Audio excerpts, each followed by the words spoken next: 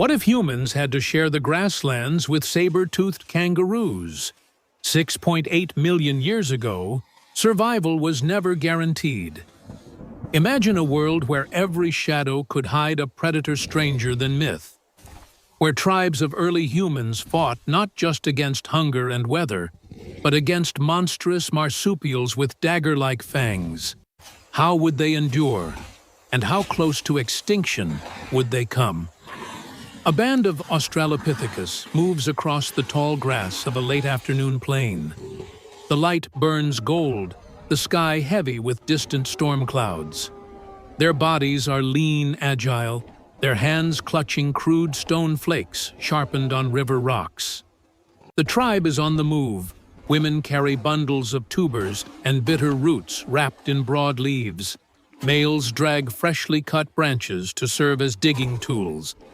And in the center, two individuals carefully hold gourds filled with precious river water. A newborn clings to its mother's fur, its eyes wide at the endless savanna stretching before them. The wind stirs, and with it, the grass parts, revealing the prints of something massive that passed not long before. The hunters at the front pause, crouching low. They sniff the air, ears twitching like prey animals themselves. The ground carries vibrations, slow, deliberate thuds. A rival presence stalks the same path. From the ridgeline ahead, the silhouette appears. A giant kangaroo towering above a man, its chest broad, its muscles taut with violent energy. But what sets this beast apart are the gleaming fangs that curve from its mouth, two saber-like teeth, built not for chewing, but for rending flesh. The tribe stiffens. Some glance toward the mother with the infant. Others grip their stones tighter. The great kangaroo snorts steam rolling from its nostrils in the cooling dusk. It has not yet seen them, but the danger is unavoidable. The leader of the hunters, a male with scars carved across his shoulder, motions silently. The tribe must move. They edge toward a riverbed where reeds and shallow pools promise cover. But as they slip away, another threat reveals itself. Across the water, a rival band emerges, another tribe of Australopithecus, leaner, hungrier, their eyes fixed on the same territory. In silence, the two groups lock gazes. The river is not wide enough for both. A tension builds thicker than the storm clouds above. Suddenly, the saber-toothed kangaroo leaps forward, drawn by the sound of shifting bodies. Its landing shakes the earth. The beast stands between the two tribes, now head-swinging, saliva dripping from its blade-like teeth.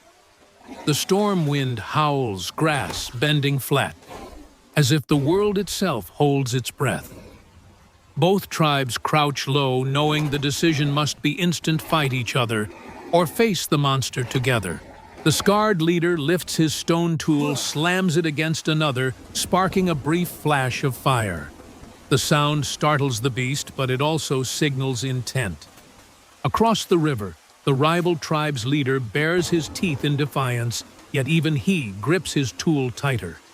The kangaroo lowers its head, ready to charge. The kangaroo explodes into motion, its hind legs pounding the earth like war drums.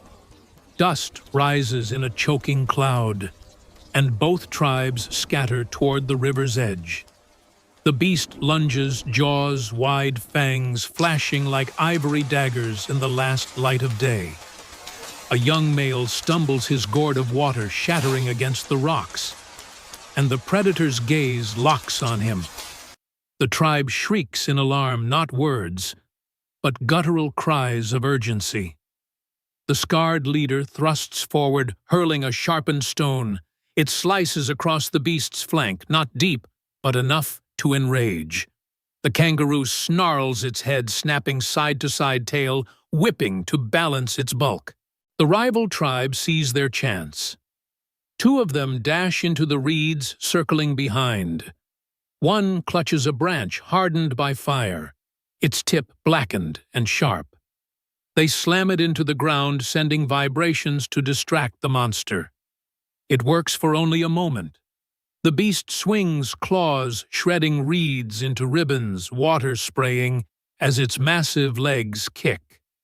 The tribes realize too late that distraction alone won't save them.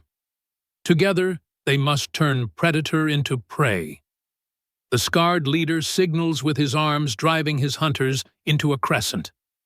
Stones crash together, sparks flying small bursts of light in the gathering storm. The beast pauses, confused by fire. It does not understand. Lightning rips the horizon, thunder following like the roar of an ancient god. The kangaroo snarls back at the sky, then charges again. This time the two tribes move as one. Spears of hardened wood strike its side stone flakes, carve shallow wounds. Blood darkens the beast's fur. It kicks its hind legs, snapping branches like bones, one blow sending an Australopithecus sprawling into the mud. The tribe scrambles to pull him back before the saber-teeth descend. The air fills with grunts, the clash of stone on flesh, and the hiss of rain beginning to fall. The storm breaks in full fury. Sheets of water hammer the plain, turning dust to slippery clay. The kangaroo, maddened by pain, slips in the mud, crashing to one knee. In that instant, the scarred leader lunges, driving a stone-tipped spear deep into its shoulder. The rival leader follows, ramming his branch into the beast's side. With a guttural roar, unlike anything human, the kangaroo thrashes blood mixing with rainwater before finally collapsing into the reeds. Silence follows, broken only by the storm. Both tribes stand panting, soaked, staring at the fallen giant.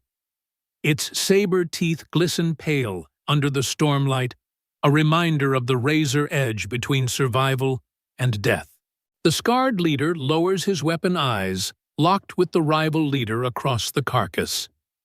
Tension lingers should they fight, now claim the kill, or has bloodshed already united them against the greater enemy? The mothers clutch their infants closer. The hunters glance at the storm-dark horizon, and hunger gnaws at every belly. The kangaroo's flesh could feed both tribes for days. But to claim it means trust, or war, renewed. The storm does not care which choice they make. The storm rages overhead, lightning tearing the sky into jagged lines of fire. Both tribes circle the fallen beast, their bodies trembling from cold fear and the exhaustion of battle. The scarred leader steps forward, his chest heaving rain running down the scars that mark his survival from struggles past. He lifts his hands away from his weapon, palms open, showing he will not strike. Across the carcass, the rival leader mirrors him, lowering his branch, his shoulders sagging under the weight of fatigue. A fragile truce begins in silence. The women approach first, cautious as antelopes at a river's edge.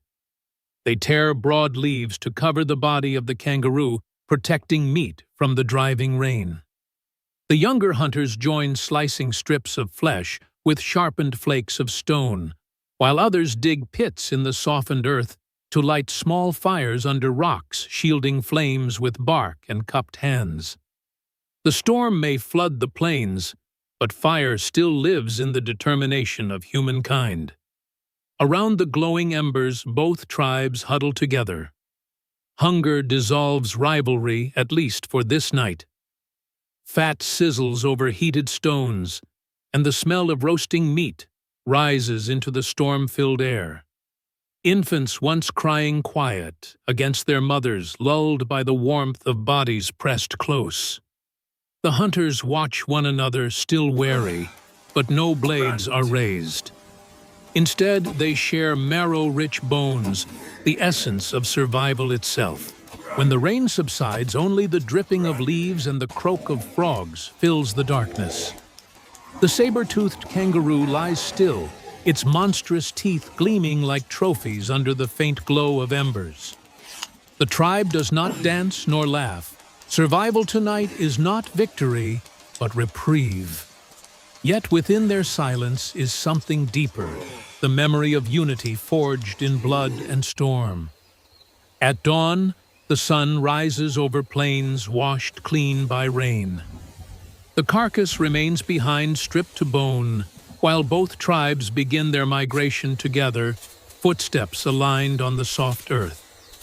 The scarred leader walks beside his former rival, their gazes fixed on the horizon, where herds of antelope move like waves of life across the golden grass.